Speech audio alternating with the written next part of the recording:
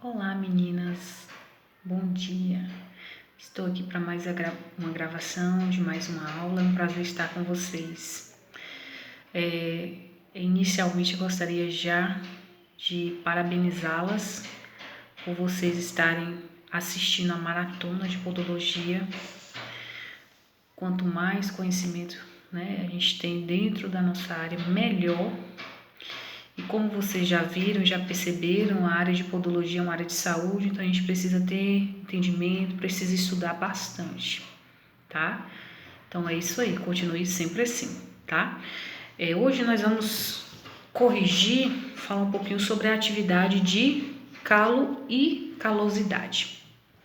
Eu quero mostrar para vocês a foto que tá lá no materialzinho de vocês, é essa foto que tá, e aí a gente vai falar um pouquinho sobre esses tipos de calo aí, tá? Que eu tô mostrando nessa foto. Então, nós temos os calos, as calosidades, e a gente vai falar um pouquinho sobre essa questão que foi proposto na atividade. Na primeira pergunta tem o que causa, o calo e a calosidade e os fatores que levam à formação. Então, observamos que tanto o calo como a calosidade, ele se dá pelo excesso de produção de queratina na pele. O que diferencia o calo da calosidade? Então, quando nós pegamos aqui a foto, calma lá que saiu. Quando nós colocamos aqui na foto, que eu mostro aqui para vocês, então, geralmente, a calosidade, nós temos ela mais concentrada, se vocês olharem aí a foto do lado direito da tela aqui, olha os pontos que nós temos maior calosidade, que é nessa parte aqui, do retropé, aquela parte tanto lateral, do calcanhar, e também na frente aqui, ó, no antepé, nessa parte aqui, ó, plantar dos pés, Então, é onde se tem, o maior excesso de calosidade. Então, tem tanto nessa parte central, como nessa parte aqui, ó, lateral de ambos os lados, Tanto no antepé, como no retropé. Observamos que os calos, ele pode causar, tanto o calo como a calosidade, ele pode causar dor e desconforto. A pele ao redor ali, ela fica inchada, Então, cria-se o igrama, que é essa bolha de líquido, que nós já até falamos sobre isso. E essa bolha de líquido, ela vai criar aí um desconforto nesse pé, tá? Então, o que causa, Vimos também quais são os fatores que levam, à formação. Então, vimos que um dos fatores que é bem comum de se ver, de se ter a formação de calos e calosidades, são calçados apertados ou calçados inadequados. Então, às vezes o calçado ou ele é apertado demais, ou ele é folgado, então ele fica frouxo ali no pé e fica causando atrito. Então, isso aí também vai provocar a calosidade, tá? Ou alguns calçados que eles têm uma costura um pouco fora ali do padrão de fábrica, e aí também pode causar atrito e machucar. Em alguns casos, essa pele do pé, da planta do pé e do dorso, é uma pelezinha muito fininha, então tem pessoas que têm uma sensibilidade maior, Meias também, com tamanhos errados, que pode causar esse atrito e aí vir a formação de calo, e calosidade. E também algumas deformidades dos pés. Então, tudo isso aí, todas essas causas aí, vimos que provoca tanto o calo como a calosidade. A calosidade, ela abrange uma extensão maior e os calos, eles são mais acentuados. Nós vamos falar um pouquinho. Na segunda questão, perguntou na atividade quem é que pode sofrer de calo e calosidade. Então, na verdade, tanto os calos e calosidade, qualquer pessoa pode sofrer, tá? De calo e calosidade. Principalmente pessoas, atletas. Normalmente, nós observamos que os atletas, se nós olharmos aqui na foto, ou eu não sei se vocês já tiveram a oportunidade de ver algum pé de atleta. A foto está saindo aqui, mas vou colocar aqui de novo. Isso, ó.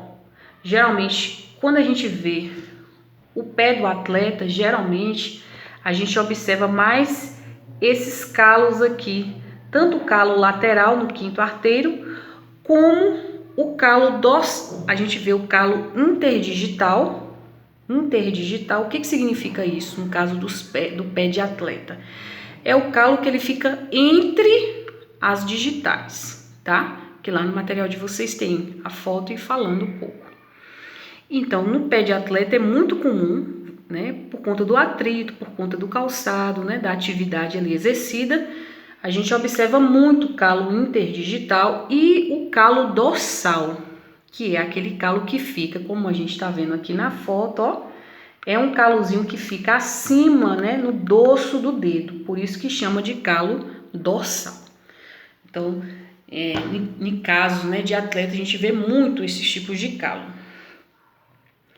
E observamos também que tem algumas pessoas que têm já a probabilidade de ter, né, essa questão de calo, pessoas que têm obesidade, excesso de peso, né, pessoas diabéticas, né, que sofrem algum problema endócrino, então tem também a tendência de ter esses calos e calosidades.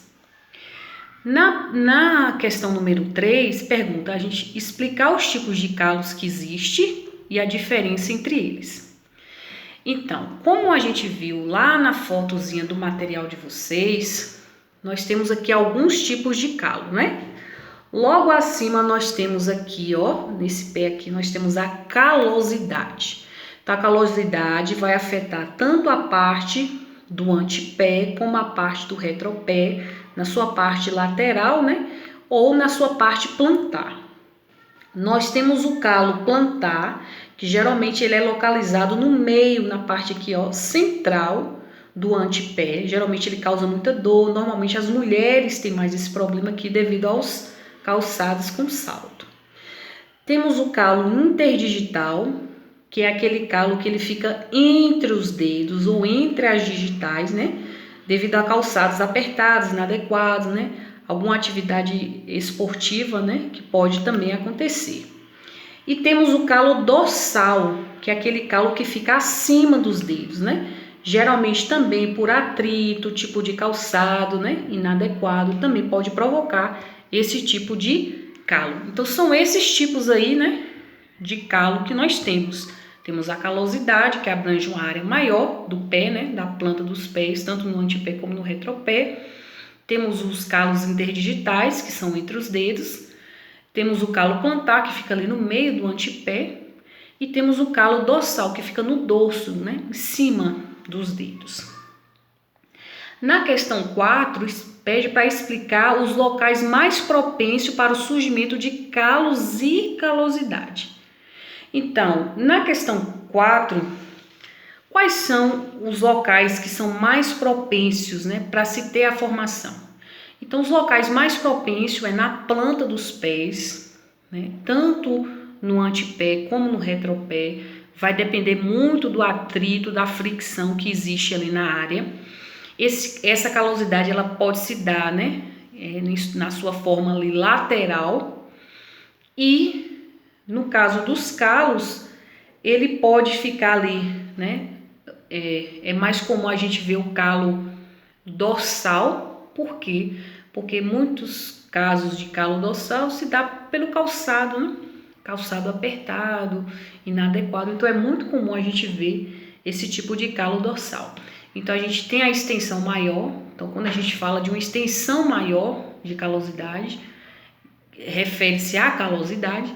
E quando a gente fala calo, ele atinge áreas menores dos pés, né? Regiões menores dos pés, como entre os dedos ou acima, né? No dorso dos dedos. Eu pedi para que vocês falassem na última questão, com as próprias palavras de vocês, o que causa, né? O que provoca a calosidade. Então, como foi um assunto já bem falado, vimos que a calosidade, né, ela é causada pelo atrito, né, pela fricção. né? E que o calo e a calosidade na verdade, é uma produção, né, em excesso de queratina. Porque o que o corpo entende? Que nosso corpo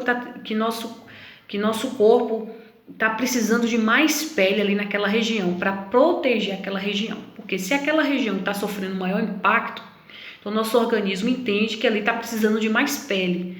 Então, se está precisando de mais pele, ele manda mais pele. Então, por isso que quando a gente fala de calo e calosidade, a gente tem uma extensão maior, uma quantidade maior quando a gente fala de calosidade, porque é mais, e calos geralmente são menores, né?